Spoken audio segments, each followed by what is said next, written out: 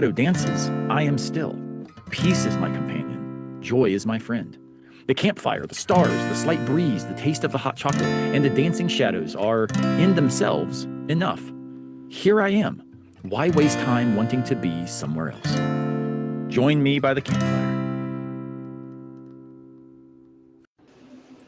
Hello, everybody. I am Aaron Simmons. It is so great to be back with you.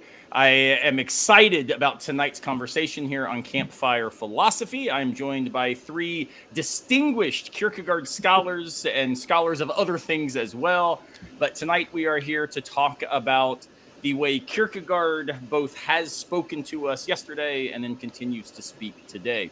So I'm joined today by Deirdre Green, who is an amazing scholar up at Graduate Theological Union. And in fact, I will have links here to the books of all of our guests, so make sure you pick up a copy. So Deirdre, so great to have you here tonight.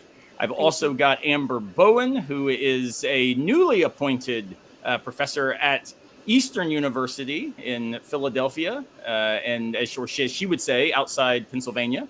And she recently edited a very cool book about theology in Black Mirror. And if I recall, she asked me to contribute, and I told her I had never seen an episode. And so I spared her my ramblings for that book. And so I highly recommend it. And then finally, I'm joined tonight by Tom Millay, who has been more productive than anyone has a right to be over the last few years. And he is currently a senior research scholar up at St. Olaf at the Kierkegaard Archive there. But he also has been writing a lot about Kierkegaard and contemporary nationalism, and also recent issues about what I would describe as kind of theological existence and what it means to live well and be existentially plugged in. And so he's done some really cool readings of some of Kierkegaard's Christian discourses. So thank you all so much for joining me at the campfire talking about Kierkegaard. I really appreciate it.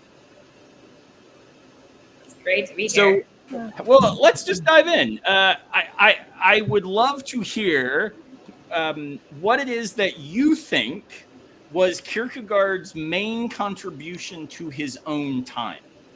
And I should note for all the people watching, as they trickle in, join the conversation with us. Any comment that you put on any of the live stream platforms will come into us. We'd love for you to think with us and talk with us. But what is it that you think Kierkegaard contributed to his own time, so that we can maybe get a sense of where we then stand as Kierkegaard scholars about what he might continue to say to ours? And so, Deirdre, let's start with you. What is it you take as like if you saw Søren walking down the street in Denmark, what is it that his presence contributed in ways that you think were positive then?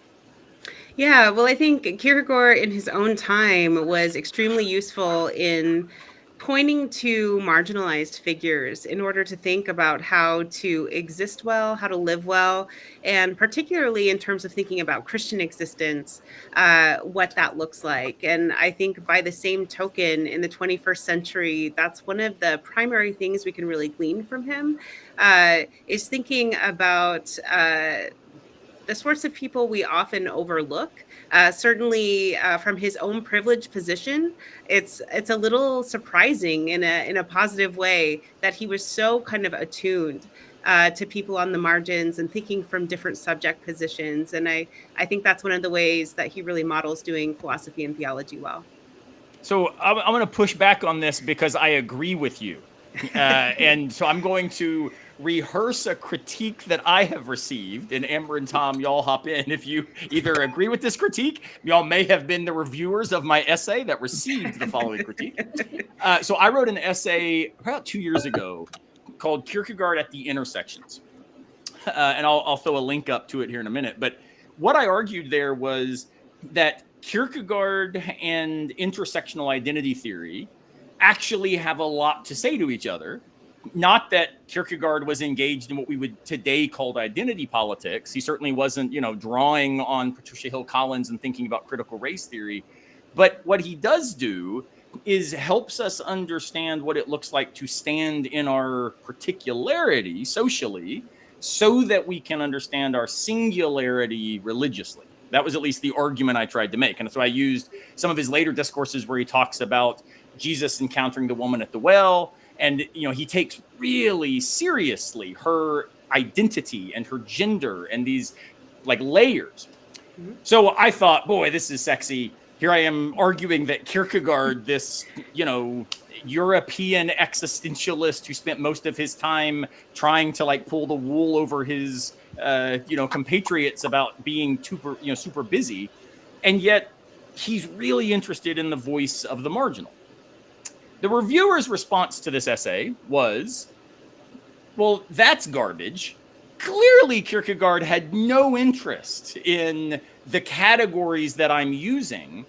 What he meant when he talked about things like the woman at the well was simply the idea that Kierkegaard sees us as or Kierkegaard sees God as seeing us as radical individuals. All these social markers are the very things that he sees as so problematic in works of love and other places, and we need to push back on, because those are the things that distract us from being singularly alone before God. Now, I tweaked the conclusion and tried to make it sound like I was sympathetic to this objection and, added some footnotes and thanked the reviewer. But I still think that, no, I was right. So what is it you mean by on the side of the marginal, right? Because does it translate to what we tend to mean by that today, which ostensibly does import some social categories that just might not have been as available to Kierkegaard? Did you want me to take that first, or? Yeah. No, I just because you're saying that's the thing he gives us, and I agree with you. Yeah. So one point I want to make, I think works of love, right, can be overread in terms of thinking about these sort of various social markers and characteristics as kind of obscuring this universal humanity. Of course, it's in works of love that the notion of Eigendomlichkeit, right, is so important. And so it's that particularity, that God-given individuality, that is actually the way that we were supposed to love the neighbor. We're supposed to love them according to their individuality. And it's not clear, right, to me, what all that entails, what aspects of our subject position do and do not get included in that notion of Eigendomlichkeit. But from my perspective as a 21st century scholar, I would think all of those are more than coincidental, right? They certainly inform our individuality. But the other, the book I'm currently working on, which is entitled Joy and Fleshed, I'm looking at some of these figures. I look at Sarah from the Apocryphal Book of Tobit. I look at Mary. I look at the woman sinner. All three of these women are very important to him. And part of what I think he's really after is looking at the fact that we can all learn, right, what it is to live well, what it is to attain subjectivity from these figures for whom it is so challenging, right? Their society is structured in a way that makes the development of their subjectivity and their flourishing especially challenging, but he's really keyed into this. And I think that this is part of why he's so useful for the 21st century, even perhaps for people with more privileged subject positions, right? We're living in times in which we all live between a rock and a hard place, right? We all want to give up hope, right? Give up faith. Given the political climate, given climate change, a bunch of other things, right?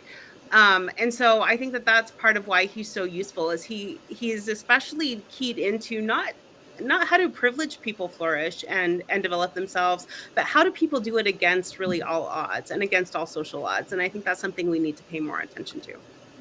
No, that's fantastic. So clearly you are not my reviewer, because that would have been way too positive.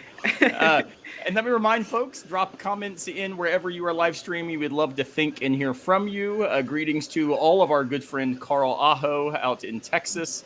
Hope you are doing well. And again, anyone hop on the chat. Let us have any of your questions. Join the conversation with us at the campfire. So Amber, what would you add to this idea then of Kierkegaard both speaking to the marginal, helping us rethink these categories, opening spaces to challenge what we would now call privilege, though in his case we might say, it's anything that assumed height overrides the reality of what he would describe as Christ's lowliness, right? Yeah. So what would you add to the idea of what Christ offered to his contemporaries so we can think better about what he offers to us? Well, I really like Deidre's point about noticing this feature in Kierkegaard's text where he is looking at the marginalized, and we're using that term. It's not a term that he uses, but it's a category that we have today. And I think even if, in response to your critic, even if he's not speaking in the same categories that we would today, he still nonetheless provides the kind of conceptual tools to think in those ways. So as you were talking, I was thinking about all these examples of models that he heralds across his authorship, whether it is the woman at the well, or it's Anna the prophetess, or it's like the lily and the birds, these little teeny tiny things that nobody, the systems of the world would not ever say to look at and to uplift as examples of godliness or existential maturity. And it's almost like it never fails that he always points to the unexpected. And so I think that's like exactly this point that no, he's not speaking in like critical theory terms, but he is doing what was later developed in that way. And I think that that's a huge part of what he offers us today. But to kind of drill in a little bit more, I was thinking about this today as I was watching the news. But really pinpointing the thoughtlessness of his culture. And this is a good, just existential point of following the crowd and thinking according to the ways that the masses, whatever ideological camp you're a part of, it means that, if it doesn't matter what the contradictions are, or it doesn't matter what the sudden shifts are in the ways you're supposed to think or behave, or what sides of issues you're supposed to fall on. You're literally just following this crowd that you've kind of pledged your allegiance to and sort of checked your entire, you've given your soul over to, basically. But there's a genuine thoughtlessness that you don't even reflect on it. You just follow. And that's something that I see just pervasive today. And there's lots of different camps that you can do this for, or that you can be part of. But it seems like it's the same kind of thoughtless pattern. And I think he just, he really, really drew our attention to that in a way that I think needs to be drawn today, and with a lot of focus and attention. So you're suggesting that we are not now the bastion of thoughtful social discourse? That for some reason we are falling into divisive loyalty camps? Come on now. You cynic. Sometimes I watch the news or scroll social media. Tom, so that's actually a really nice, I think, segue to then what you would offer, because obviously I think what Deidre and Amber and I all are maybe putting on the table certainly resonates with the way that you have traditionally read Kierkegaard. As everything I've read of yours about Kierkegaard is what Kierkegaard says to us here and now. And so in what ways do you see what he said then speak to where we are? Oh, good. Yes. Well, I agree with everything everyone has said so far, and I find that very interesting. I think the thing I have to contribute, in addition to all the things I've agreed with so far, is that Kierkegaard, he is actually attentive to power. I think in a similar way to critical theorists are today, and he is attentive to power even when it comes to the imitation of Christ. And this is something Deirdre's familiar with as well, and it's written on.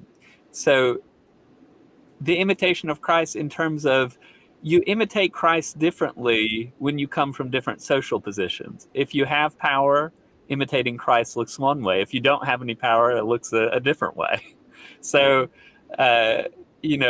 so someone who is amongst the group that Howard Thurman would call the disinherited, for them, Jesus, they don't really need to go anywhere in a sense.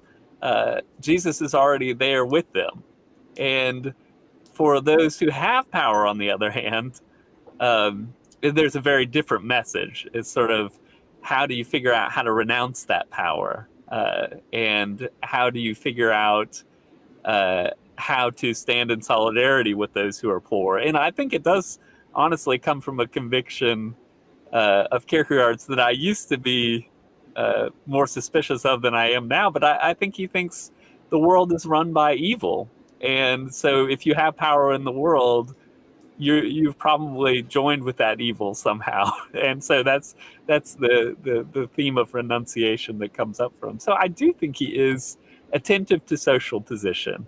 And I think maybe like Amber was saying, correct me if I'm wrong, Amber, but he's maybe more attentive to the actual social positions of people and their interactions than some of the modern discourses are, which can categorize people and lead to thoughtlessness. So I think, yeah, that's that's what I think my focus on suffering and renunciation has to add to that conversation. That's fascinating. So one of the things that is present in all three of your accounts, and certainly in my own writing, is it. I'll say it strongly, and then y'all push back. It does seem to me that to make sense of Kierkegaard's contemporary relevance requires us to take seriously the way in which he understood himself as situated in a very Christian set of assumptions. So without that cultural framework, understanding what Kierkegaard means by pushing back against power would, again, I think, slide in a way that might be, foreign to the framework by which he's working. To think about the marginal outside of his conception of neighbor love would be, I think, to import categories that maybe aren't as present, right? But when we think about this, some scholars, as we all are with whom we are familiar, I won't mention names, but some scholars have suggested this was very popular when I was going through graduate school. So this is early 2000s.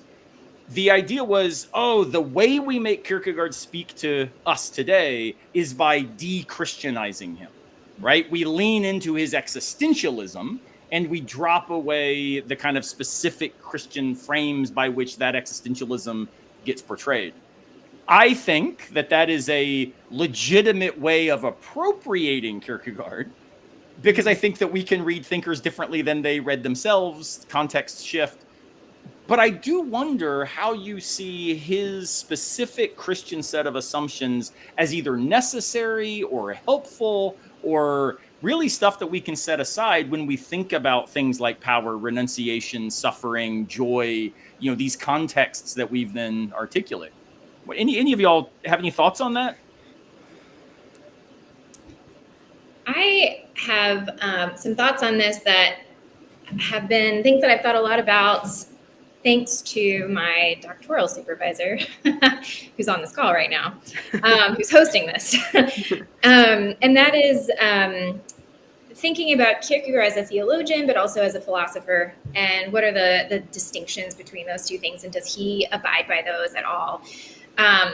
And so I am of the mindset with Aaron that there is a distinction between philosophy and theology in Kierkegaard's works. And so in that sense, is there benefit to reading him as a philosopher and gaining some of his philosophical concepts? And so you could call that reading him in a secular way if you want.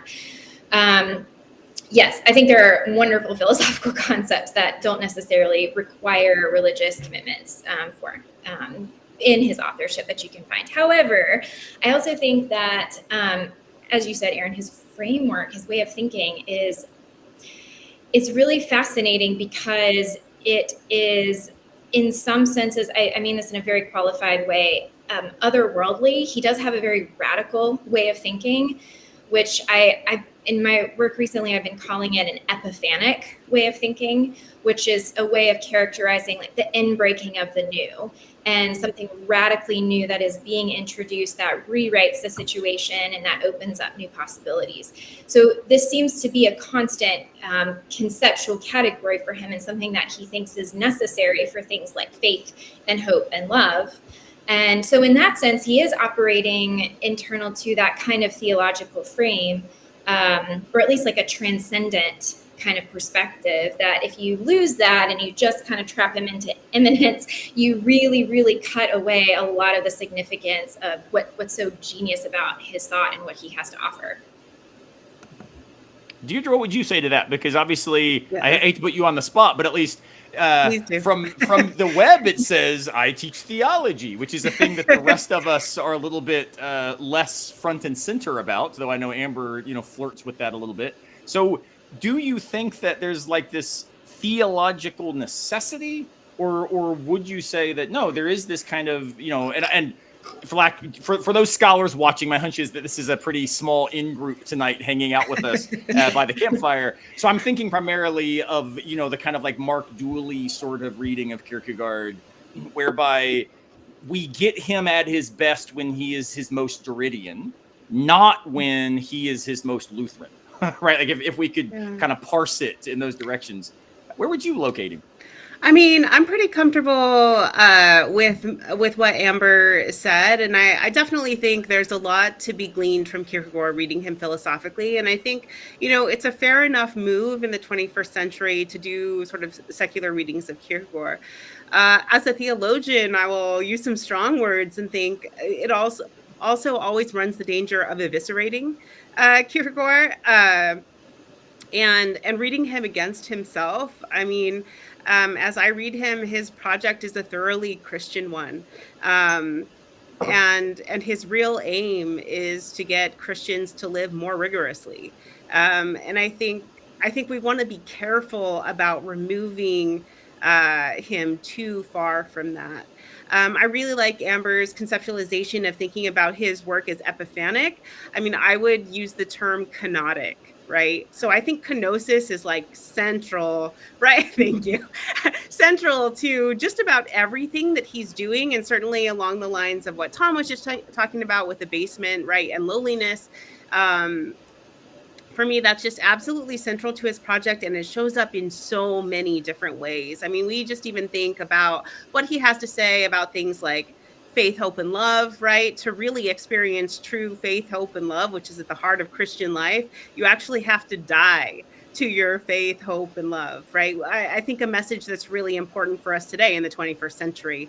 And why is that? Because there has to be, as Amber's describing, this sort of inbreaking, right, of the external, of the divine, in order for us to be able to exist well humanly. And so that's probably as much as I want to say about that. I think the other readings are fair. I think they're worthwhile. I think there's a lot to gain from him. And I think it always runs the danger of reading him against himself and losing what's really at the heart of his project.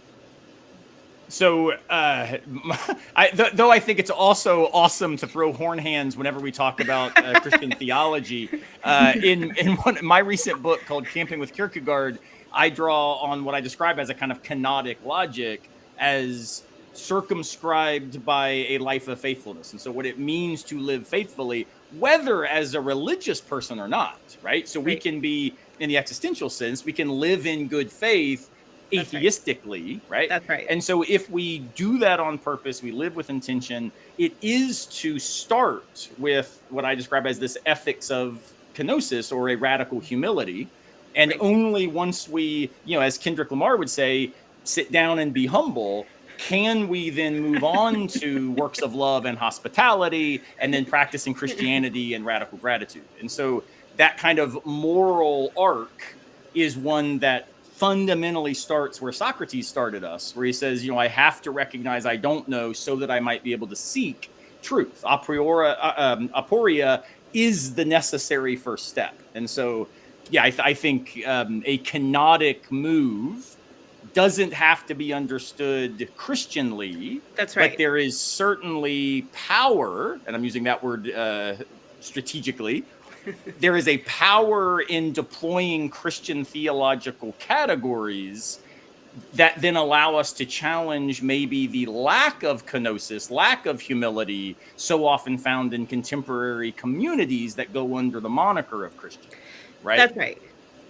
Yeah. So, I mean, I definitely want to say, I think a sort of ethics of withdrawal, right, might be another way to describe this sort of kenotic ethic. And I think absolutely, like, that can and should exist in a number of other contexts, regardless of theological or Christian commitments.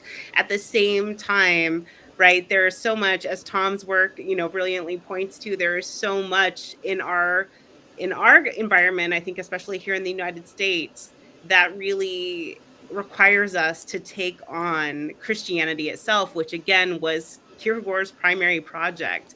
And so I think we want to be careful to not get too far removed from that, because that's kind of at the heart of what we need to grapple with in the 21st century as well.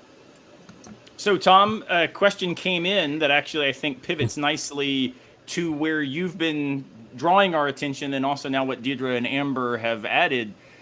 So do you think Kierkegaard may anticipate something like the more contemporary idea that there is no ethical consumption under capitalism? So how would you then deploy this? Because I think this is bringing both of these things together, right? Can we secularize, which this would certainly be a secular move that one could make, but then also the fact that Kierkegaard might suggest that would explicitly for him be because of something like a loyalty to what he took to be the radical singularity of, you know, the Christian notion of the God-man, right? So how would you maybe respond to this question? It's a great question. I don't think I don't get the sense that Kierkegaard was ever he was certainly pessimistic, but he was not pessimistic about our ability to embody Christianity.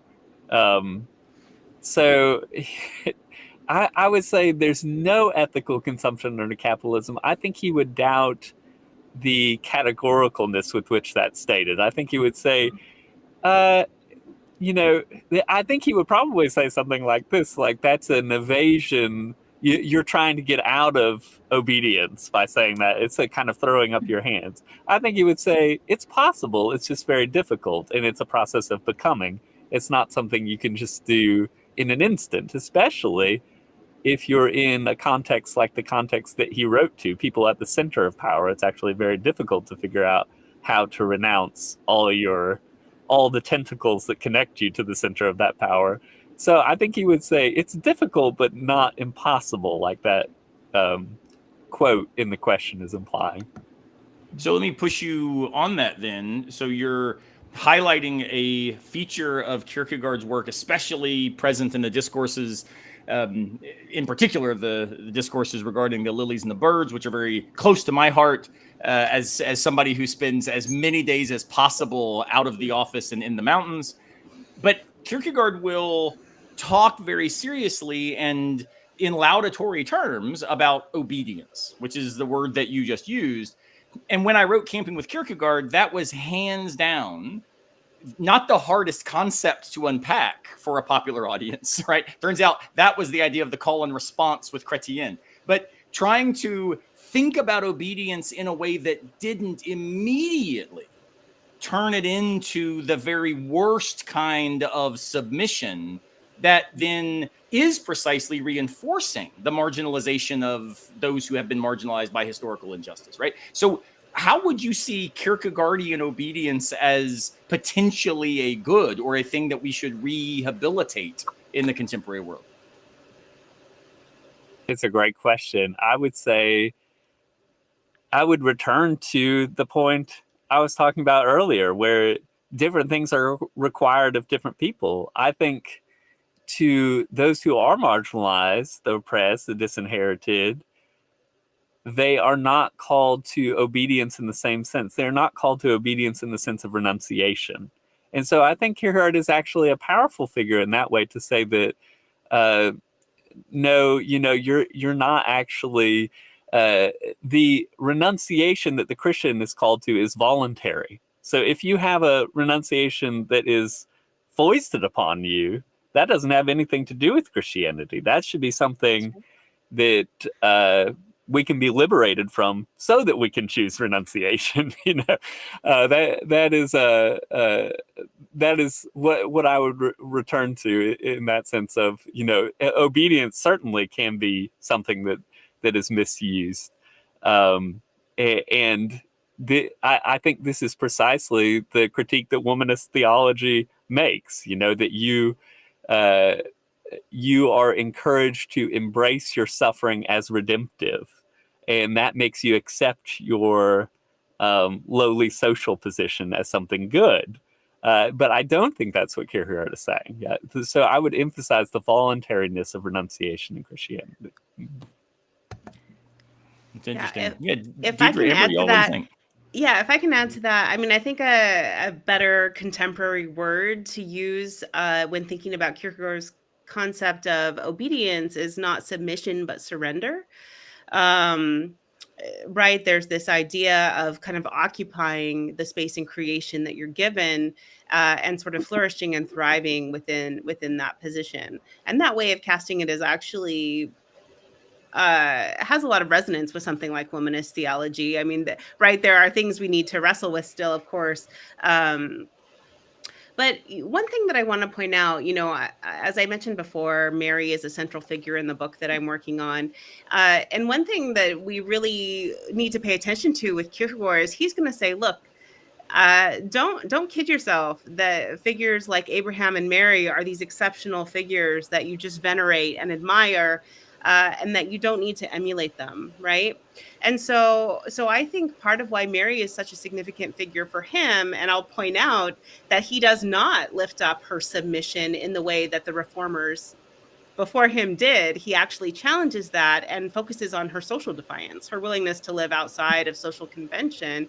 But what he wants us to see there is that this very lowly figure can play one of the most central roles in salvation history, and that that's actually a form of humility, not pride, and that it's the sort of thing we all need to be willing to inhabit. And so he has all these really kind of paradoxical, counterintuitive ideas of what it means to live humbly. And so people who do occupy sort of the lowly stations and maybe don't need to participate in renunciation actually need to be willing to embrace this sort of greatness, right? These sort of singular callings and vocations that might be handed to them. And he wants us to see that as exemplary for all of us. So.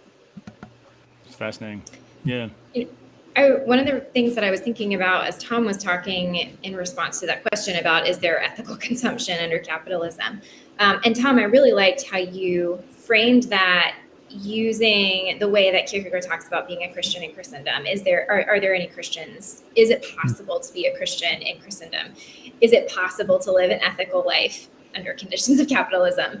And I like how you talked about how just saying like, no, sorry, is something of like an existential cop-out. Like, it's the system, it's not me, I'm just caught up in it. I can't kind of pull myself away from the system and exist as a singular individual following a different path. I'm forced to just be part and complicit in the system. And so I think it's interesting to use that. And maybe this is exactly what you had in mind. I just kind of wanted to verbalize it for myself, that it's interesting that you're showing the structural patterns between those two ideas, which tells us a lot about how hard it is to live as a Christian in Christendom. It's about like trying to live ethically under capitalism, late stage capitalism, especially. And then also, what is it like to live an ethical life and under the conditions under which we find ourselves now? It's about as hard as trying to be a Christian in Christendom. So anyway, I think that's kind of fascinating. So thanks for pointing that out for me. That was a cool connection. Yeah. Exactly. That's I don't think it was that clear in my mind either. So Well, one of the things that I think is also starting to show up for us, and earlier I mentioned your cynicism, Amber, but it has become, at least for me, so I won't speak for others, but it has become exceptionally difficult to maintain what in some of my own work I refer to as joy after losing hope. And this is a idea that I draw from Kierkegaard, but also from Claude Romano and Jean-Louis Chrétien and some others. And I'm interested in where you think Kierkegaard can actually offer us something like joy, right? Because he, of course, speaks a lot about joy. He talks also a lot about victory, which, again, is one of those words that threatens so quickly to slide into like political categories and, a competitive sense, which it has nothing to do with, I think, for Kierkegaard. But how is it that Kierkegaard not only encourages us toward, we might say, a life that is defined by humility, defined by other orientation, that is defined by invitation, all these amazing things that you are all so right to point at, right? I think all of us are in many ways though we're not all the same age, I realize I'm probably way older than all of you, but I think we represent a kind of wing of Kierkegaardian studies that is pushing him away from, speaking to the status quo in ways that reinforce it, whether that be existentialist status quos or Christian reformed status quos, and really making him more speak to what it looks like to open onto the other. But that can also be really, really exhausting work, and in a time frame where even paying attention to global affairs or social structures, or my goodness, like I live in South Carolina, a trip to Walmart confronts me with Confederate flags and all kinds of stuff, right? So how is it that Kierkegaard might be able to not just remind us what is worthwhile, what life should be, but encourage us to navigate life as it is? Where do you see him speaking to that? I'll open it to any of you. If I hope he can, I guess is my thought, right?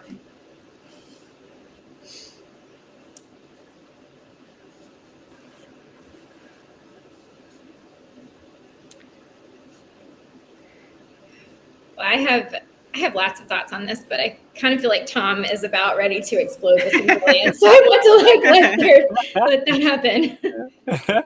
No, I just have one thought. They would maybe connect the joy piece back to the question we were talking about earlier of, do we need Christianity in the understanding of Kierkegaard? It's a really interesting question.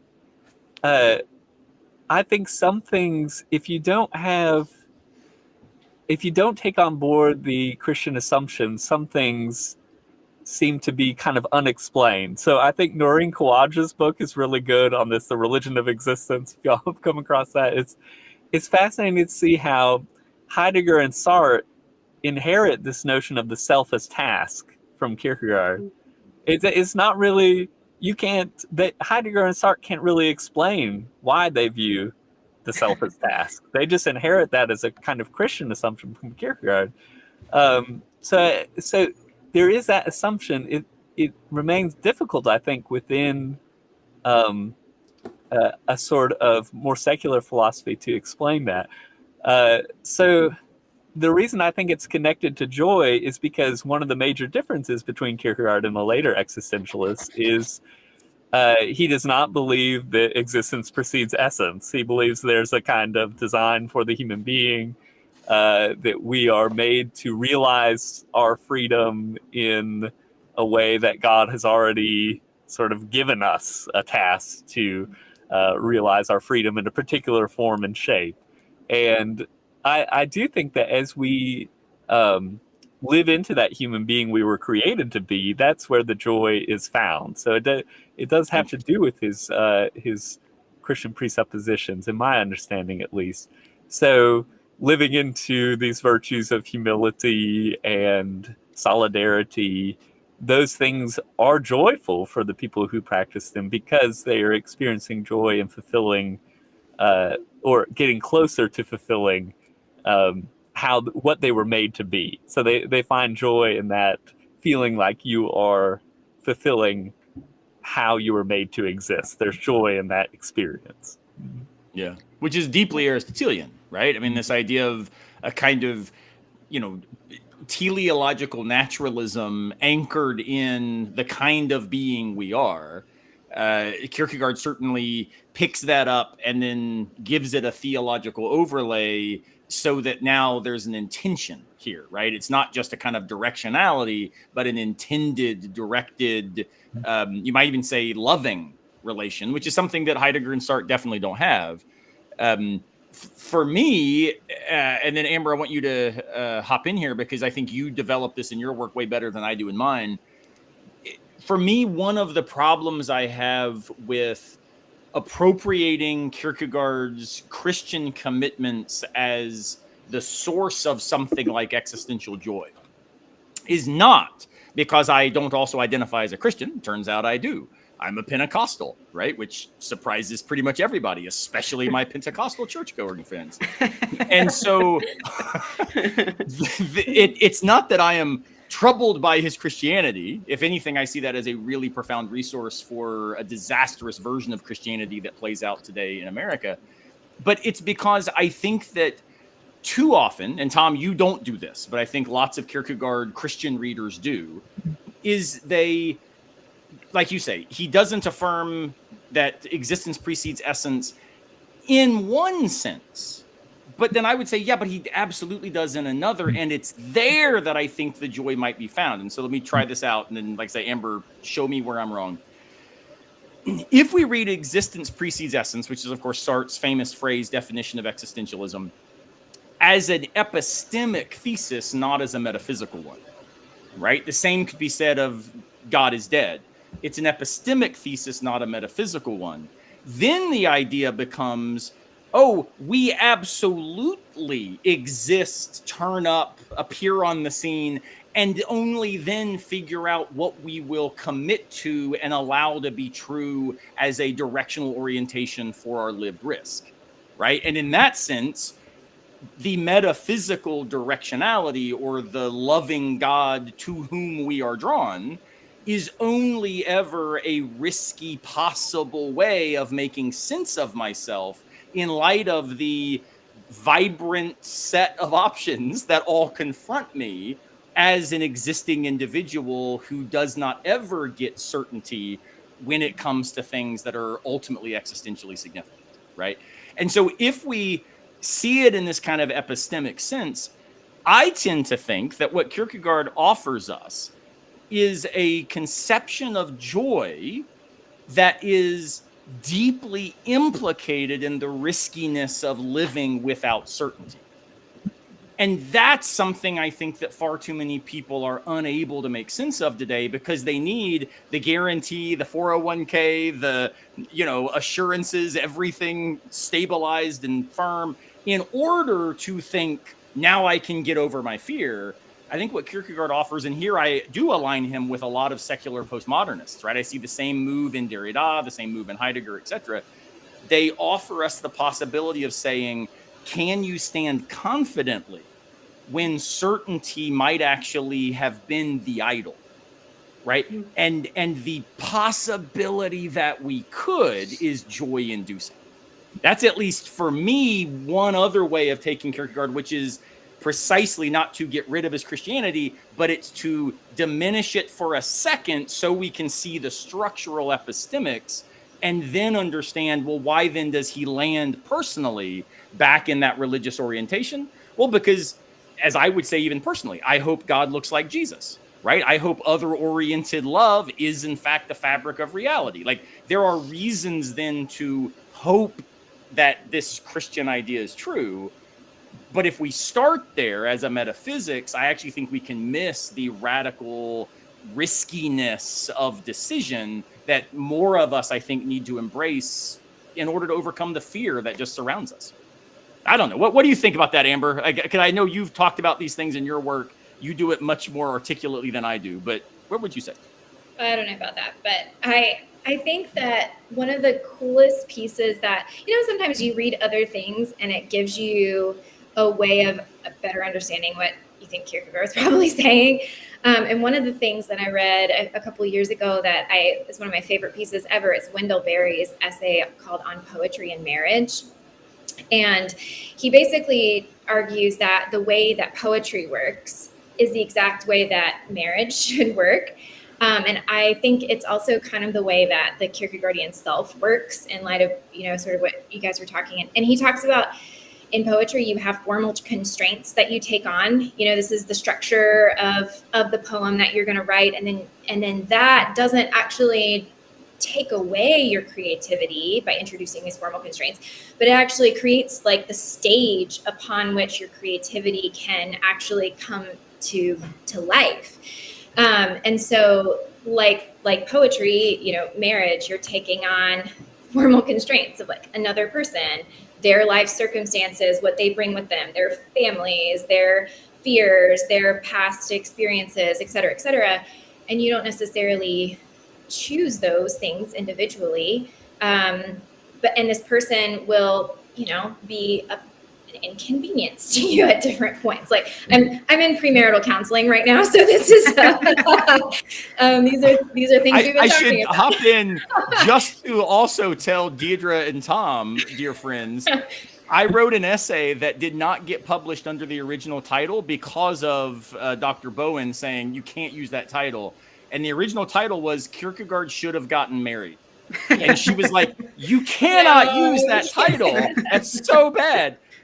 So it cracks me up hearing, yes, the premarital counseling and calling to see this beauty of these categories, just as a little thorn in the side there, Amber. A little anecdote, yeah.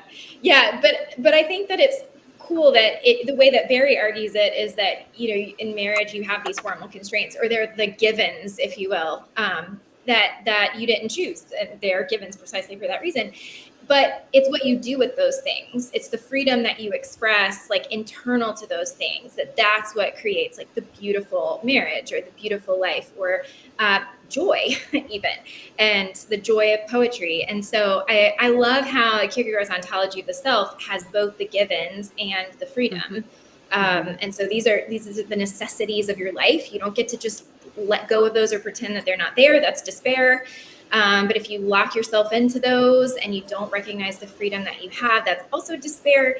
And so finding out how to like create poetry through and thanks to these formal constraints, I think is a joyful thing. So I actually think that his like ontology of the self has a lot of joy baked into it, even if, you know, it's not like Anticlimacus is using that term.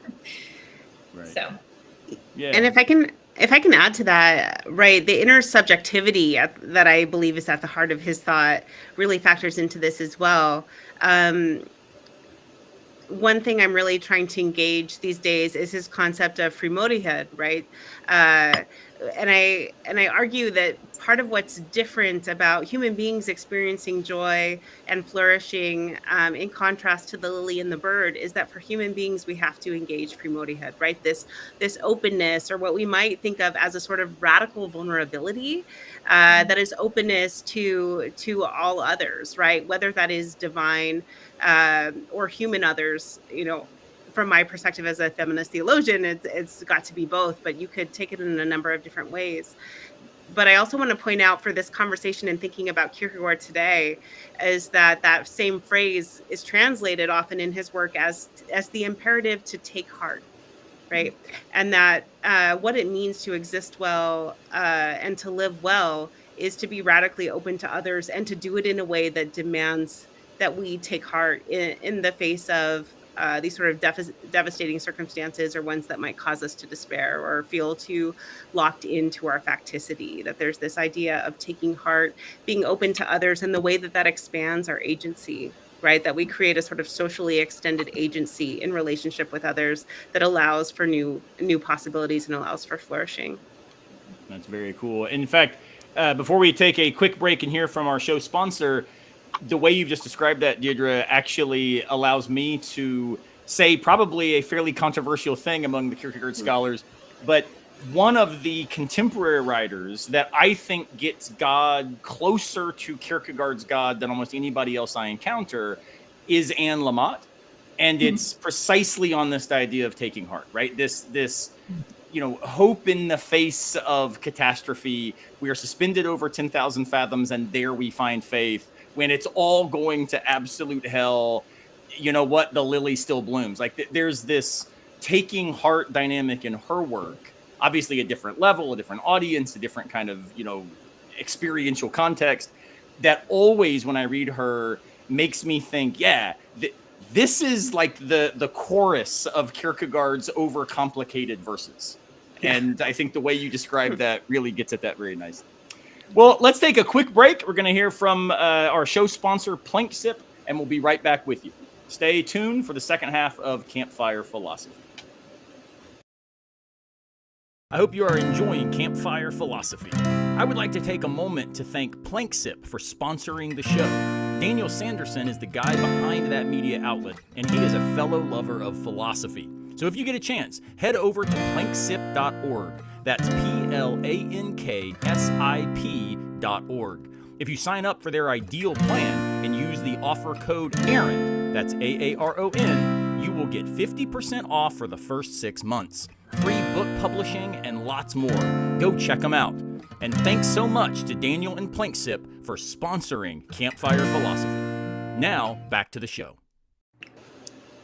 Yeah, so let me again just personally thank Dan Sanderson for all his work. Planksip is doing amazing stuff, as all of us are trying to do in various ways, bringing philosophy to broader audiences. Obviously, here on Campfire Philosophy, we encourage each other and allow each other to go deep into the weeds. That's part of what happens when you sit at campfires with a bunch of philosophers.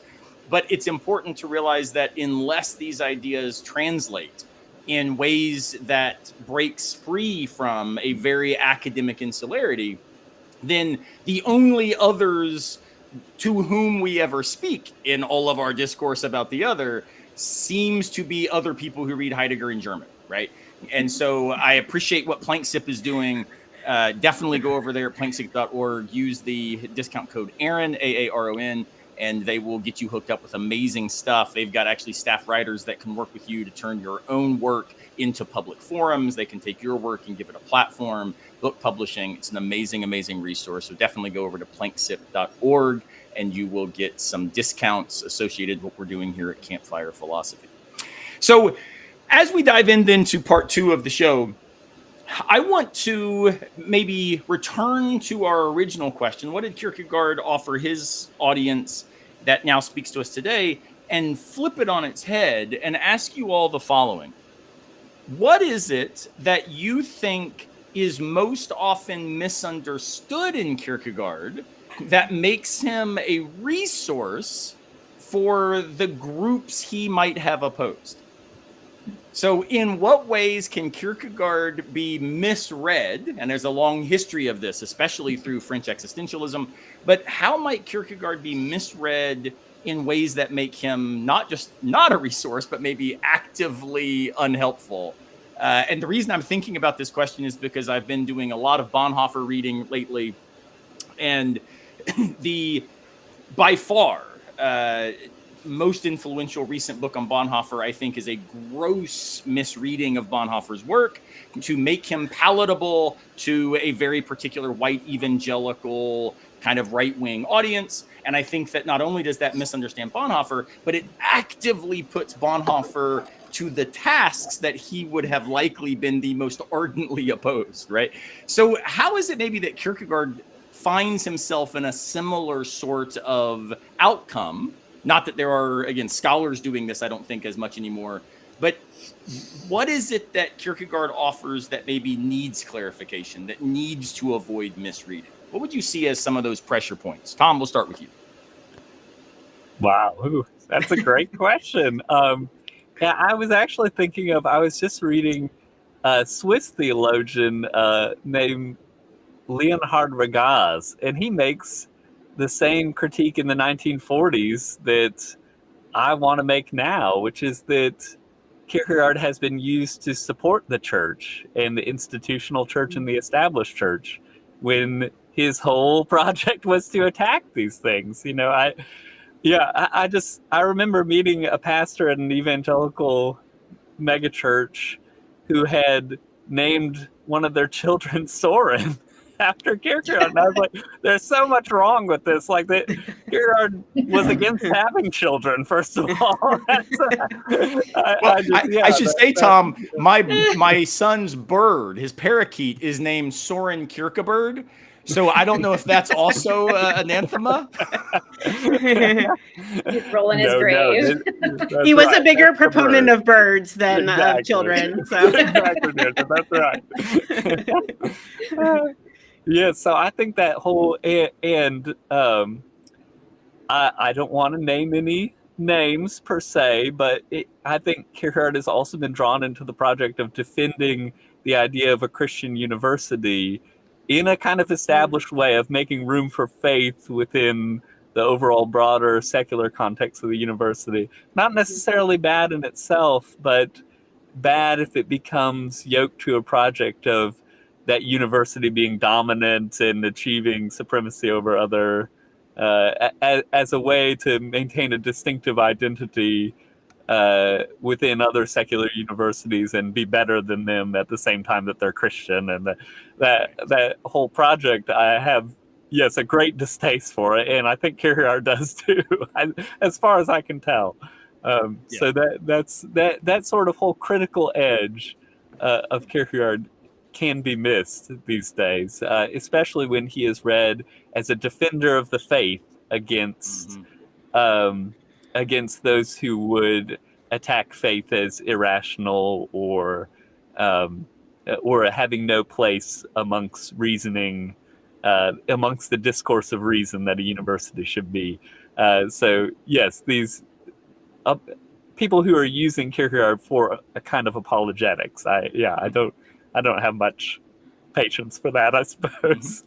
Yeah. Well, and let me actually mention there, because one of the viewers, Andres, recently said that he reads him as a kind of apologist. And I actually agree with both of you on this. So I have written some about the kind of like humble apologetics that one finds in postmodernity more broadly, and especially in Kierkegaard. And just so that Andres maybe hears what we're saying as not rejecting the idea that he's a kind of, but that he is this thing that goes under the like moniker of Apologetics Inc., right? Yeah. This whole, here's how you drive views. Here's how you generate audiences. It's about winning. It's about, hey, when they hit you with the problem of evil, bing, pow, hit them with the ontological response. Like we end up in this sort of apologetics as excuse for telling ourselves how intellectually rigorous we are, when in fact what we're doing is just dismissing sincere existential struggle, right? Mm-hmm. And I think when I read Kierkegaard as a kind of apologist, it's in the sense of Justin Martyr, which is he's trying to say, hey, if you really understood what even I mean by Christianity, you wouldn't think it's that garbage, right? So this apologia of clearing away the confusion, the establishment, the triumphal, these are not the categories. And sadly, in a time when, again, getting 10 commandments listed in all of the schoolhouses and claiming Christian doctrines as modeling Supreme Court decisions and such, that would by definition for Kierkegaard be everything that the lowliness of the person of Christ rejected. And so that's where I think we need a Kierkegaardian apologetics to challenge what passes as Christian apologetics. And Aaron, does that sound okay, Tom? Yeah, exactly. That beautifully put. Yes. It sounds like your next edited volume, Aaron. Honestly, a Kierkegaardian apologetics. Well, Merrill Westphal once told me that, how do you put it? He said, Aaron, you don't have as much distaste to the term apologetics as I do. I think the next line he said was something like, I think it is absolutely irredeemable.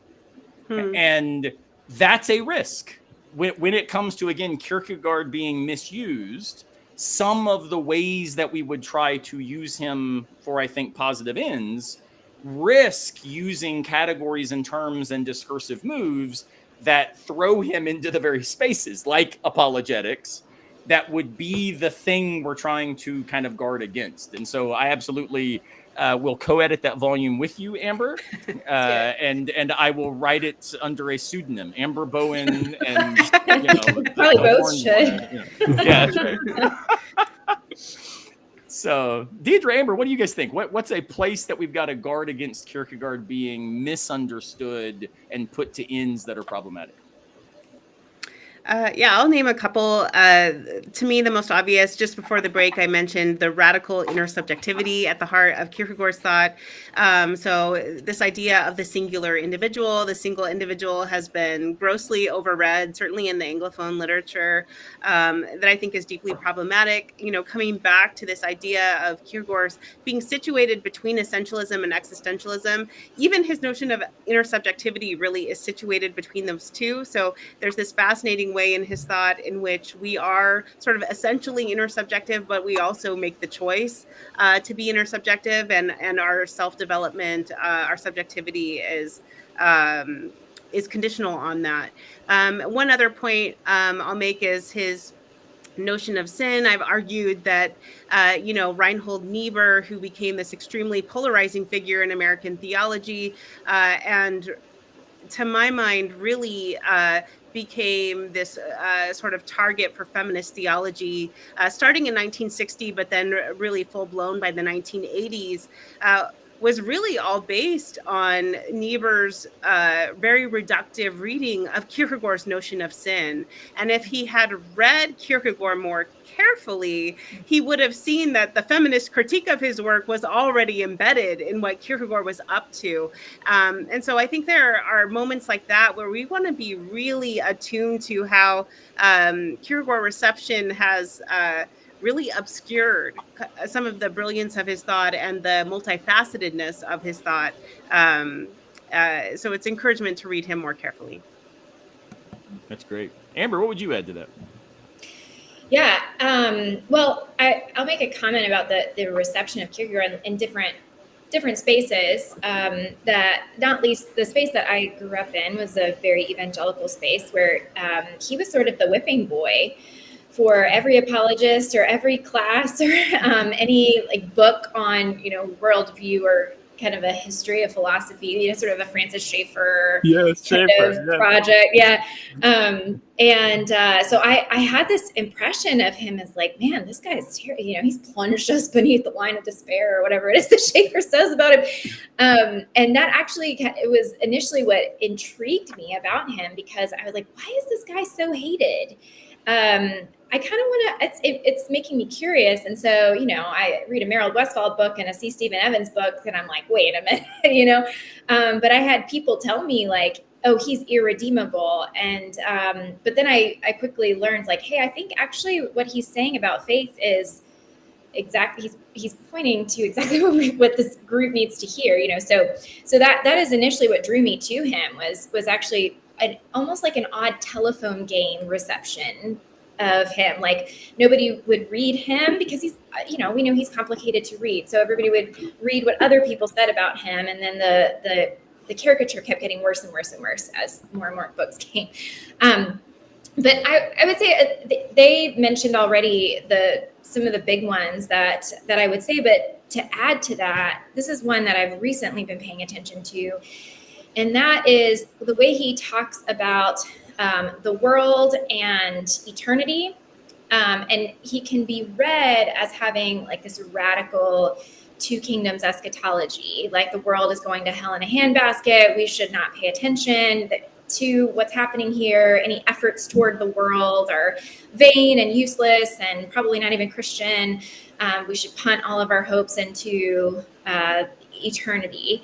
And so I started really investigating that. And I think at the time, I guess what was on tap as far as eschatology goes was a very two kingdoms eschatology, like the Lutheran view or the Pietist view. But I feel like, and you guys, this would be cool to hear your thoughts on it too, but I feel like if you read especially works of love, but not exclusively works of love, and you look at the way that he talks about the relationship between time and eternity, and the way he talks about things like hope and love and how we act in this world in relation to eternity, that what's coming into view for me is it's not an imminent eschatology where we're just going to like create utopia. It's certainly not that. There's enough like inbreaking of transcendence to prevent us from going there. But it's not this like radical otherworldly, like he seems to really think that our works of love and our acts of hope actually do make a difference in this world. And do have transformative potential in that. And so I think that's really interesting for ethics and also really interesting for how he's often read in terms of our relationship to the world, so to speak. That's fascinating. I want Tom, as I click a button to make this pop up, who has actually written a book about practicing Christianity, to see kind of what you have to say about this, because I mean, Amber knows this. Again, she and I have worked together for a long time, but hands down, far and away, my favorite two essays, books by Kierkegaard are Practicing Christianity on the one hand, and then For Self-Examination and Judge for Yourself on the other. Those are the twin pillars of where I go when I read Kierkegaard alongside Bonhoeffer and Martin Luther King and Simone Weil to try to inspire me for living the life of somebody committed to not just bringing Christianity to Christendom, but I would suggest bringing joy to a world of despair, bringing hope to a space where hope has disappeared, living critically in light of the establishment and triumphalism, eliminating the possibility of understanding something like persecution as, in fact, another name for, Deirdre, your word vulnerability earlier, right? Like, these are the texts I go to.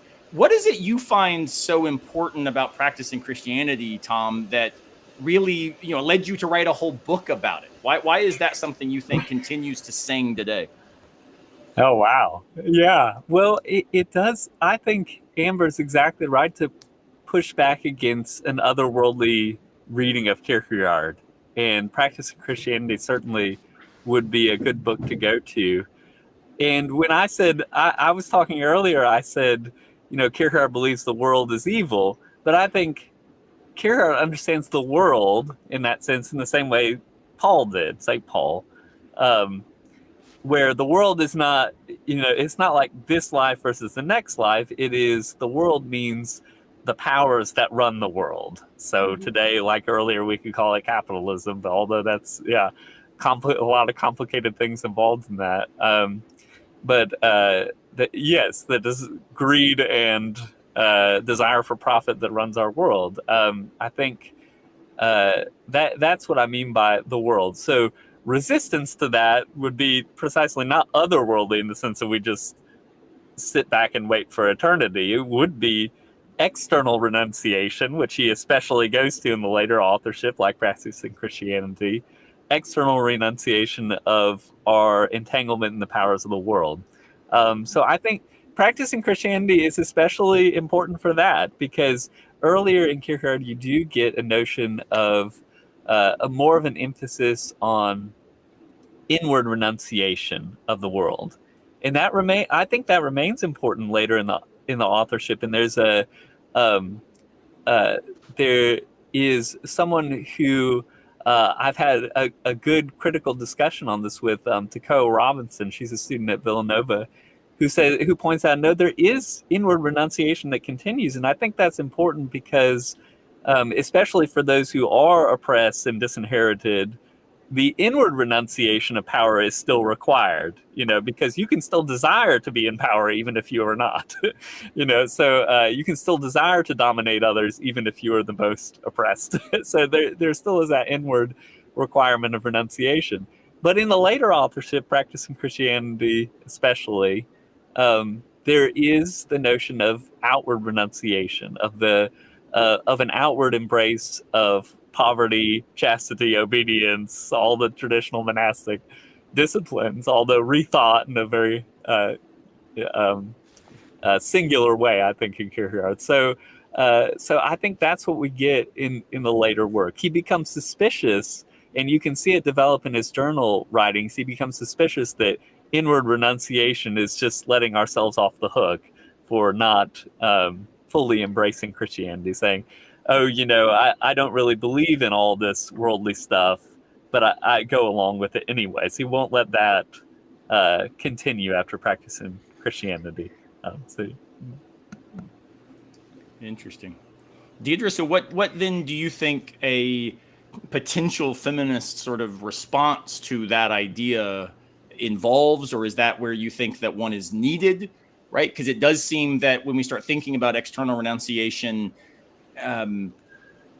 maybe a way to put it is something I get told a lot about camping with Kierkegaard, which I think is fair and yet misses what I was hopefully trying to do, which is, well, in the book, here I am arguing that we should spend more time in the mountains, that we should do our best to, hike and fish and mountain bike and be faithful to what matters. And I get told, well, yeah, easy for you to say. You're a full tenured professor. You've, published 200 articles. Like you're able now to do those things that then people who are still working minimum wage jobs or don't have health care, easy for you to say, right? With all of my categories of privilege. And yet my response always to that is, look, I think that's entirely fair. Existentialism and existential agency must open onto the work of social justice. For Kierkegaard, another way to put that is, you can't read Fear and Trembling without then following it up with works of love. They don't stand by themselves. Yeah. Mm-hmm. And yet, I think that it's important to have a sense of, well, what is it in the name of which we are critical? Right? Like, why would I be critical of structures of oppression? Well, because I think that when you maximize agency in radically human, moral, dignitied ways, you get something like this model of living on purpose, living faithfully that I'm trying to describe, right? So it's not ignoring the reality that this is difficult for lots of people. It's to say, this is a kind of existential ideal that makes the critique worth continuing to engage in. And so couldn't one say to Kierkegaard, this kind of external renunciation about which he speaks, well, yeah, that's fine if you're already in the kind of position where then you could take up these habits of mind and habits of practice. But when you're trying to, ostensibly navigate tomorrow and make sure you've got food on the table tonight, maybe these are so theologically privileged that they are missing something like the existential bus. Is that fair? What would you say to that kind of reading? That was a really long question. let me back up for a minute and say kind of how I read this. So I think, right, part of what's at play here is we have this, at least a dialectic, at least a sort of paradoxical treatment in Kierkegaard of the finite and renunciation, right?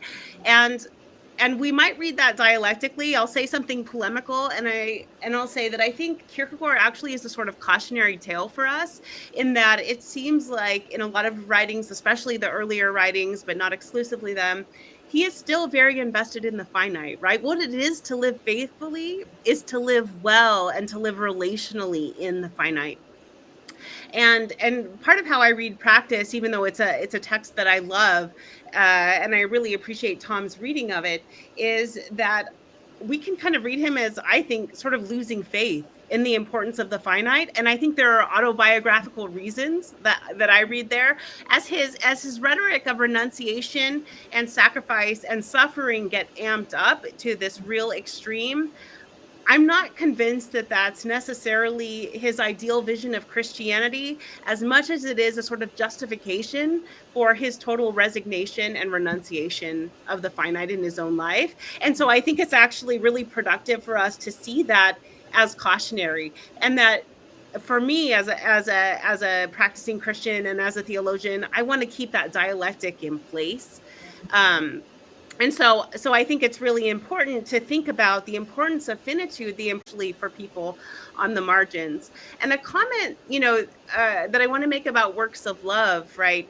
I had the pleasure of doing a close readings course on works of love with my graduate students here at the GTU last semester.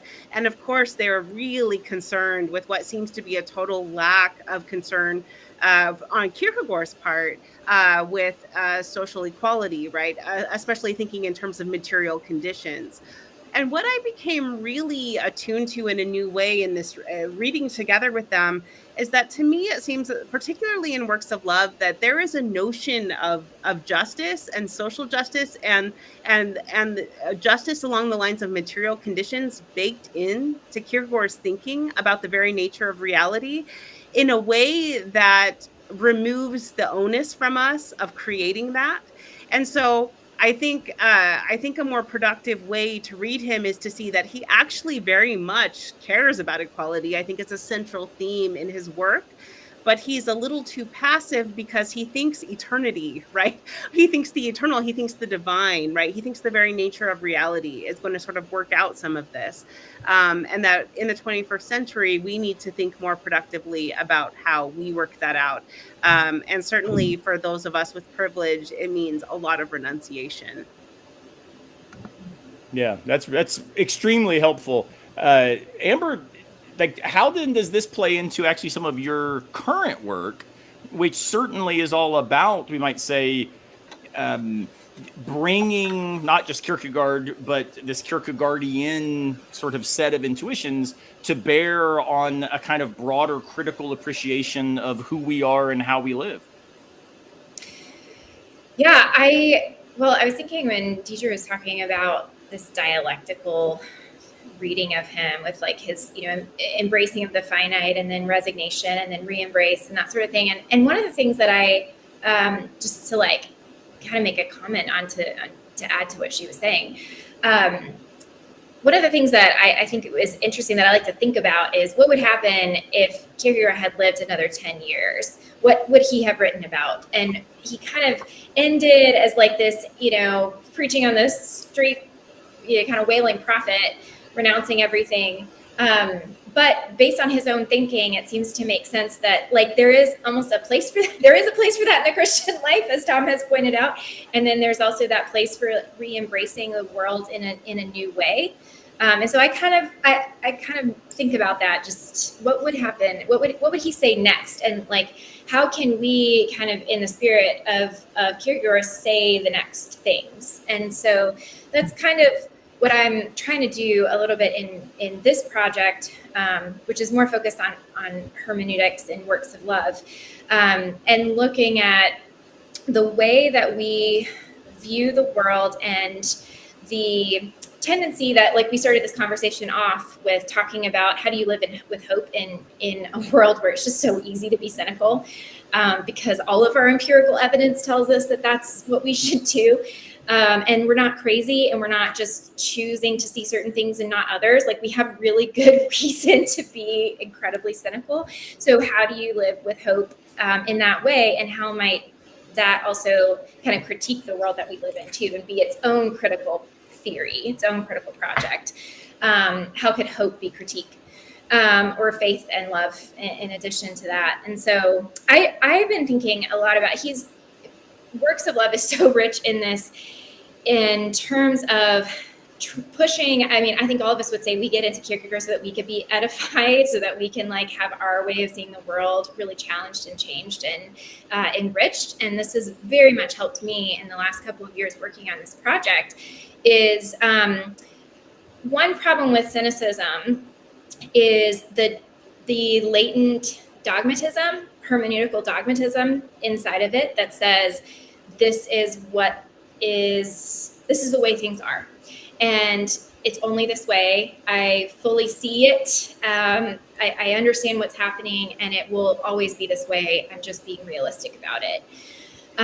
And so there's a kind of dogmatism that leads into despair. And one of the things that the hermeneutics of suspicion is designed to do is to dispel dogma. But there can be a kind of like metastasized suspicion that actually becomes hermeneutically dogmatic. And so how does faith, hope, and love in what Kierkegaard, how he talks about them in works of love, how does that break up our hermeneutical dogmatism and give us not to ignore the suspicious critique, to in many ways affirm it, but to kind of expand like our hermeneutical horizon so that we can see other things as well, like more than meets the eye. Like, love is in the ground. So you can honestly look at the person in front of you or the situation in front of you and say, this is hateful, this is terrible. But there's something about this persuasion that love is in the ground that requires you to say, but as far down as like evil goes really far down in this situation, but I have to believe that it bottoms out at love, because so long as I see an existing being, I see something that's held into existence by love. Or I see hope. Their story's not yet over yet. The situation's not yet complete. There's more than meets the eye. There's what is not yet to be.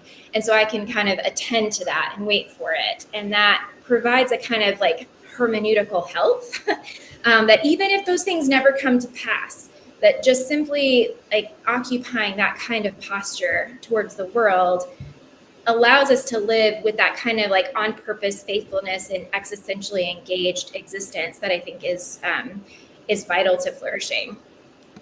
I think that's great. Yeah.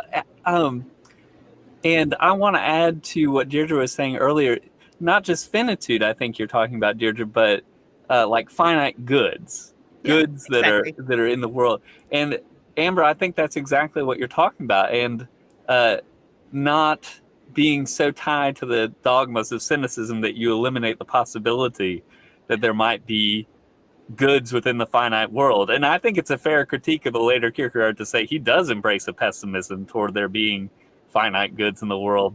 And I love that thought experiment, Amber, of what if he had lived 10 more years? I wonder, like, what if he had become, he always threatened to become a country pastor. You know, what if he actually had, and he discovered, oh, there's actually good things, you know, away from the capital. And it made me think of, like, you had mentioned Bonhoeffer earlier. There's this Finkenwalde seminary that he's at, and it's a place that fits all the criteria of Christ that are laid out in practicing Christianity. They're poor, they're marginal, they're abased, they're persecuted, you know, all the things that Christ was. And yet the space is filled with all these finite goods. There's the joy of fellowship, music together, art. There's all that in the midst of this larger battle against the forces of the world. So I would hope that he'd be open to that, but I think you're right, Deirdre, too, that he didn't remain open to those possibilities. I think that's right. So as a plug, not for me, but my amazing co-editors, Stephen Minister and Mike Strasser, we did a book a few years ago called Kierkegaard's God and the Good Life, which I think, Tom, you may have an essay in there, Amber. I think we invited all the people that were kind of working in this space, but this was our attempt to try to make the strongest case we could by inviting scholars who thought about these issues to argue what would it look like if Kierkegaard wasn't maybe so misanthropic toward the end of his life and so sort of crotchety and angry. What would it look like if a good life were possible by sort of throwing ourselves into this account of God that he offers? So for folks who want to pursue that, amazing scholars brought together in that text, and I highly recommend it. Something that the three of you speaking about these finite goods, and Amber, you might call it the hermeneutic power of hope. It reminds me of this sermon that I listened to, probably 20 times during COVID. And it's by William Barber. And it was a sermon that he gave on Easter Sunday. And he talked about the idea of resurrection, of course, which is back to our, is it too Christian conversation from before, explicitly Christian idea of, rising on the third day and the resurrected Christ, and Easter has this very deep kind of, doctrinal sense to it. What Barber does is rethinks this as the task of not allowing death to override life as a last word. And the idea becomes, what would it look like to let, justice, love, hospitality, virtue, what would it look like for these things to always have a word after what we take to have been the last word is uttered, right? And he presents this as such a powerful call to what I would describe as action in the name of the finite goods of equality, personhood, equal status, opportunity, overcoming discrepancies in healthcare, finding ways to rethink immigration. Like, his whole account is full of what we would call finite goods, but it's finite goods made possible because of a structure of resurrection as an existential task, of not being overwhelmed by that which we see, right? That which is present is not ultimately that which is possible. And so in some ways, Amber, your account of Kierkegaard and then this hermeneutic reading of works of love speaks to me in the same kind of way as that sermon by William Barber did. And so I can't wait for it to hit the bookshelves so I can, recommend it to all of my friends and students.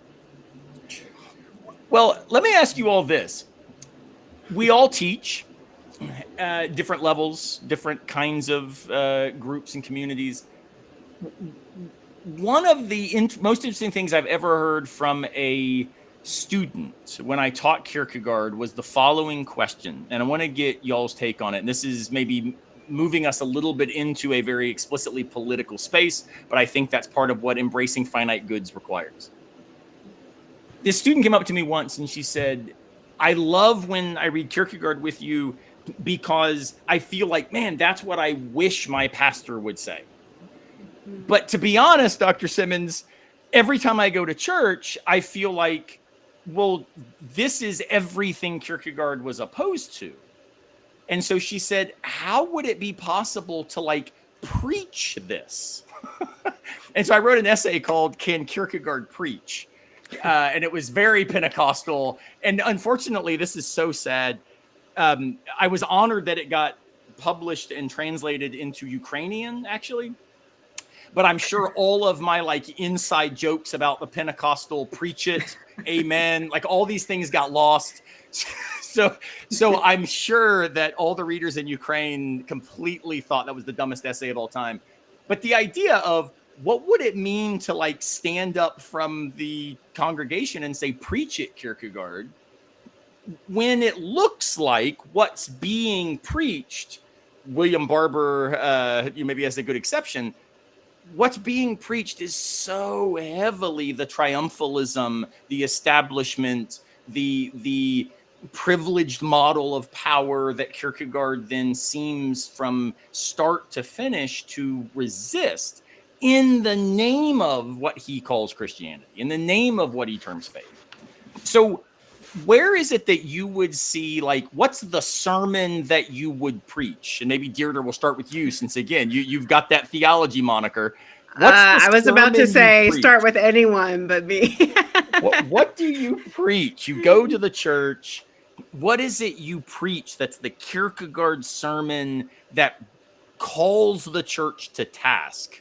Because, and I'll speak for me and put none of these words in y'all's mouths, COVID and Trumpism and nationalism, like all of these realities were like hanging curveballs of neighbor love that at least the predominantly white American evangelical church not only struck out on, but I think narrated as the opposite of what they were. These aren't opportunities for neighbor love. These are opportunities to celebrate our own status and our own position. I was sort of disgusted by the whole thing. It threw me back to Kierkegaard and Bonhoeffer and others. And so for me, that sermon would be, we need what I call a militant liturgy. We need a critical voice standing against the triumphalism in the name of what it looks like to be radically other-oriented. And that will almost top down cut against a nationalistic America First MAGA model of Trumpist Christianity. It's like, that's my sermon. Thankfully, I don't get invited to speak in churches very often, so I haven't given it. I wrote it as an essay. But what would y'all's be? I don't know where this lands for you. I mean, I guess I'll throw out, I go to the Lily and the Bird, largely because that's what I'm working on these days and paying a lot of attention to. I think this is an important text because it points us to the more than human world, right? And I think this is kind of the essence of the sort of humility that Kierkegaard's work wants to engender, is like having us pay attention to and adopt as teachers those who we would think we have nothing to learn from. But I want to particularly lift up within those discourses the idea of silence. Aaron, you and I have both talked about kenosis. I think it's just an absolutely critical Christian concept, right, that really needs to be recuperated for our present context. But this idea of being silent and thinking about kenosis as a sort of withdrawal of the self that makes space for the other. And I think that is what is sort of most lacking in our American discourse, in our political situation, and certainly in the kind of varieties of Christian preaching or Christian self-perception that you're describing. And so I think that idea of silence and the sort of willingness to withdraw and make space for others is really useful today. It's super helpful. The way that I describe that when I teach my philosophy and hip hop classes and write about this is you've got to learn to pass the mic, right? And I love it. And passing the mic is certainly not what one normally sees from the leaders that we continue to rally behind too often today. Amber, what do you think? What's the sermon you preach? You're new at Eastern and you get invited to give the talk at the church across town. What's that talk you give? Oh my goodness. Well, I read for the first time, I guess last summer, this is a later essay of his called Watch Your Step Before You Enter the House of the Lord, I think is the title. Mm-hmm. Boy, I mean, that one burns. It's not long, so it would be a great one to look up if you're just looking for like, what is a quick read that I can get a little sample of what's going on here. And that, you talk about an Old Testament prophet like railing on the false piety of the Israelites at the time, and uncovering like what Westphal calls the deceptive devotion and the fraudulent faith. And he's so perceptive in doing it, and basically saying like, you think you guys can just walk into this place, and as if you just belong, and as if there's not a problem here with the way that you're living your life and the ways that you're implicated in what we've been talking about as the world.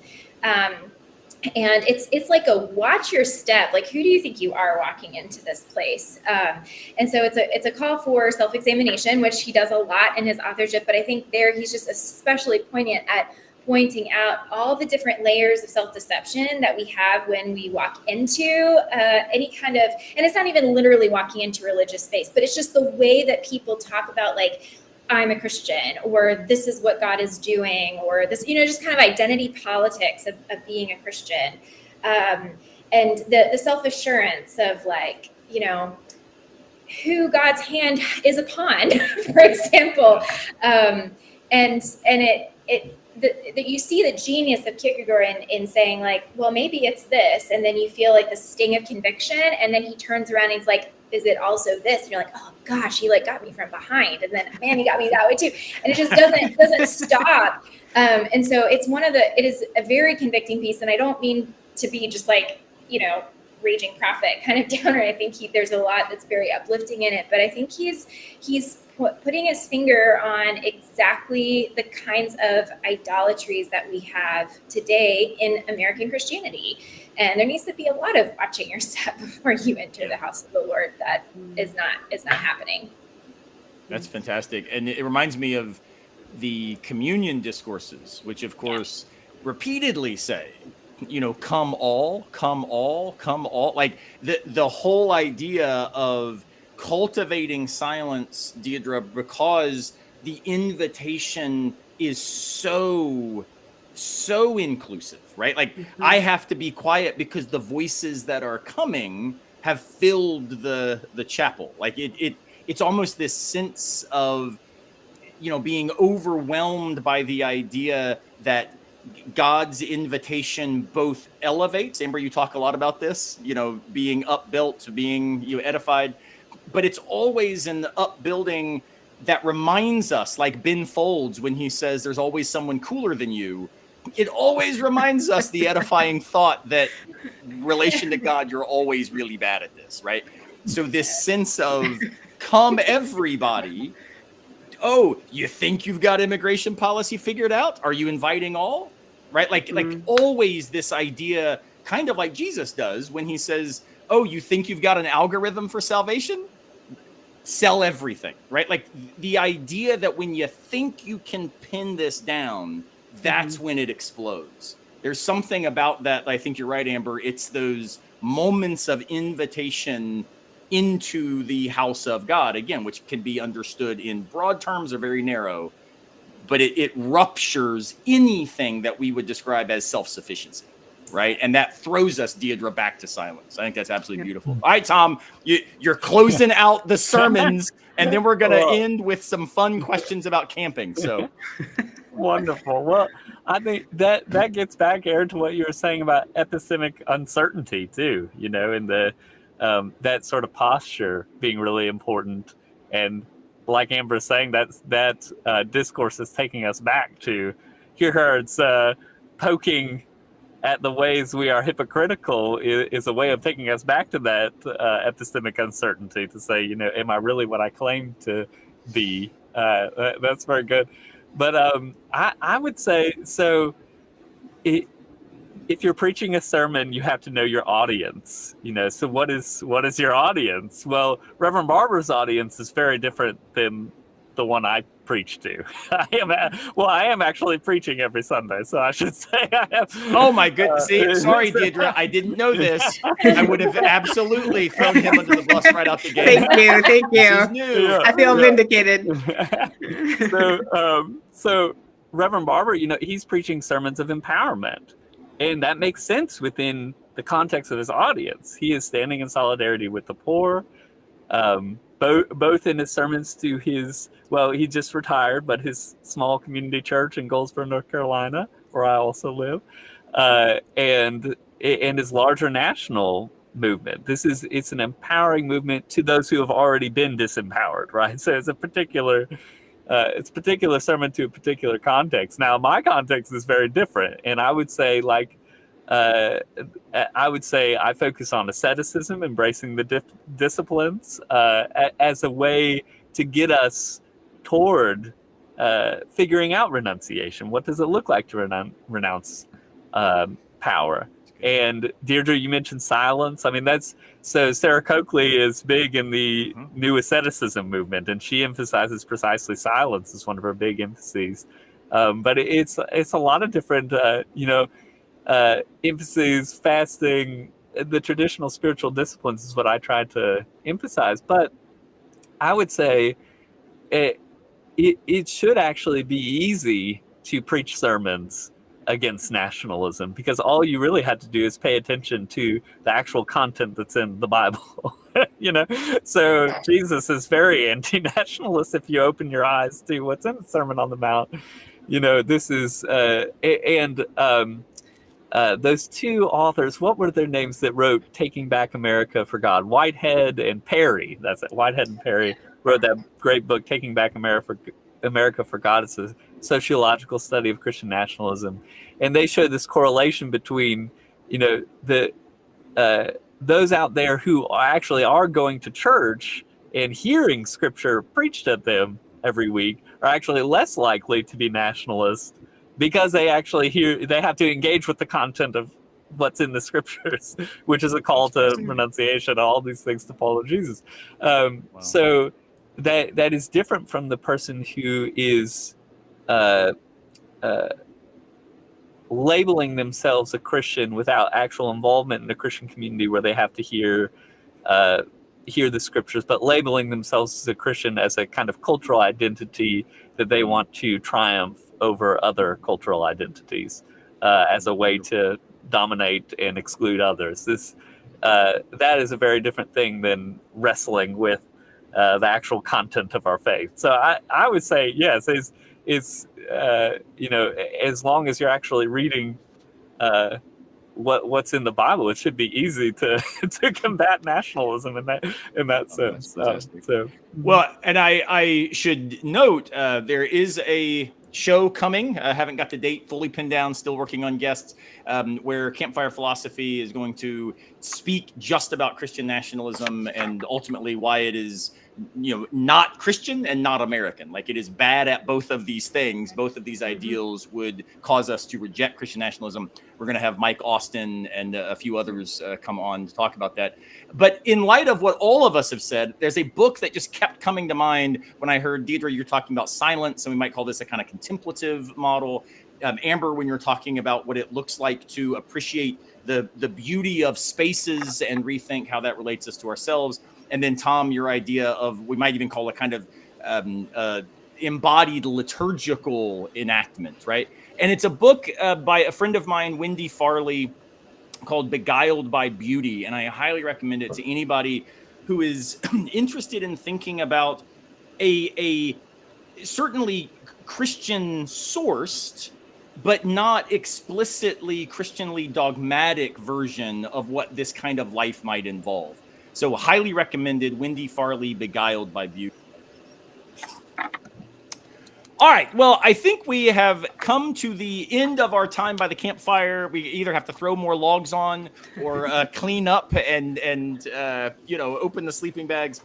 So I end every episode, before I thank you all and send us on our way, I end every episode by asking 5 questions that have nothing to do with what we've just spent the last hour and a half thinking through, but it's also to remind us and everybody else that philosophers, theologians, sociologists, physicists, all of us are ultimately just people sitting around campfires, and there's something really, really important about that reminder. So here are the questions. Amber, start with you, and we're going to ask all of you the same question, and we'll move on. Beach or mountains? Oh, man. I would say mountains.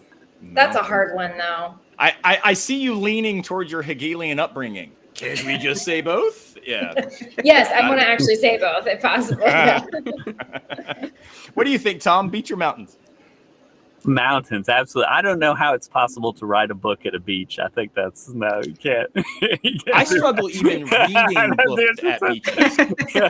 What beaches have you been going to? My wife will sit there and read, and she'll take pictures of reading with like toes in the background and stuff. And for me, it's hot.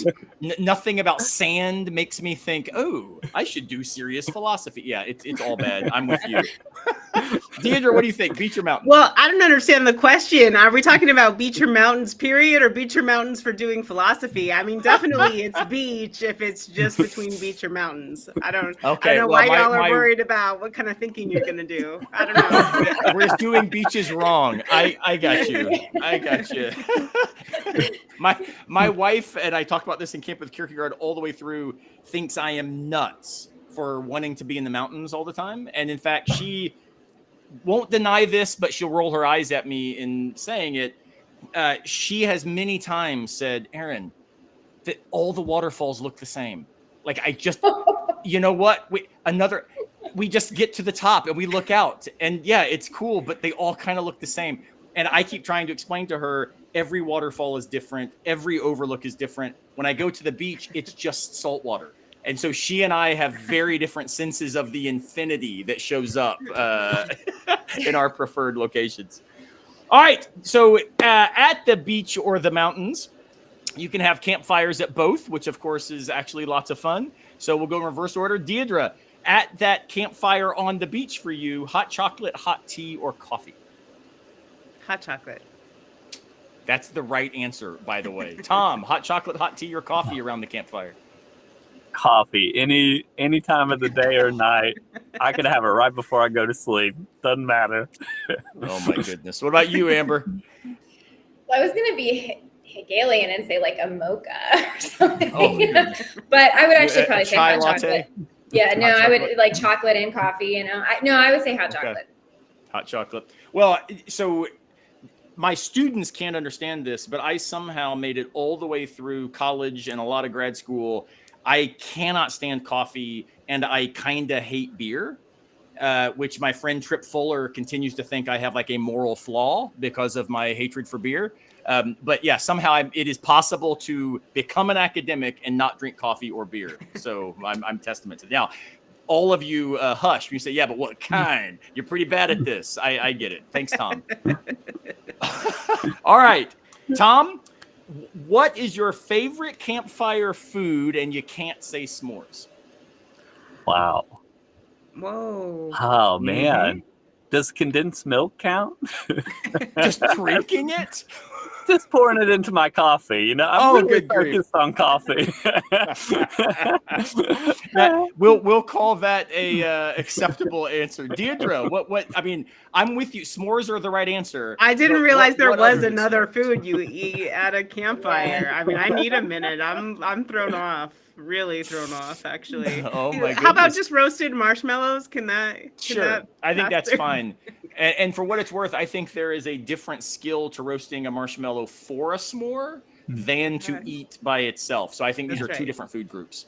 Yep, I'm with you. All right, Amber, what food for you? Roasting hot dogs over a campfire. Got a lot Yes. of good childhood memories of that.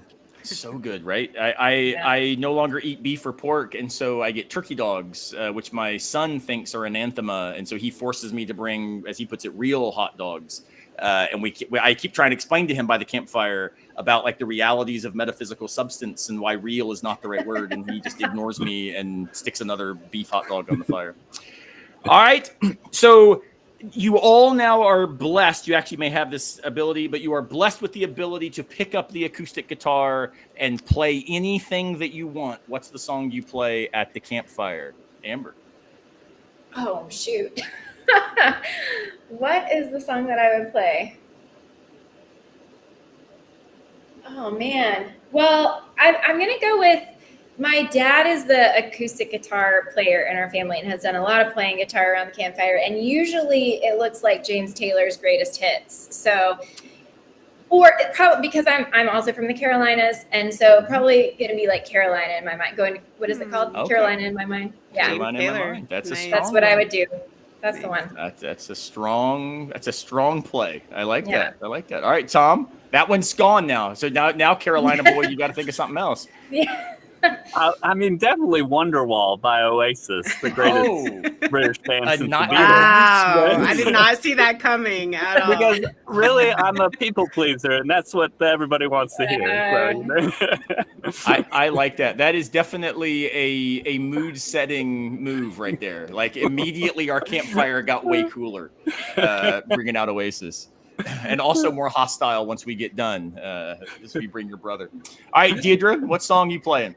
So I'm torn between Bob Marley's Redemption Song and Led Zeppelin's Over the Hills and Far Away. I would probably be kind of going Wow, back and I forth. have got to go That's camping good. with y'all. This is Yeah. way better. Oh my gosh, that's awesome.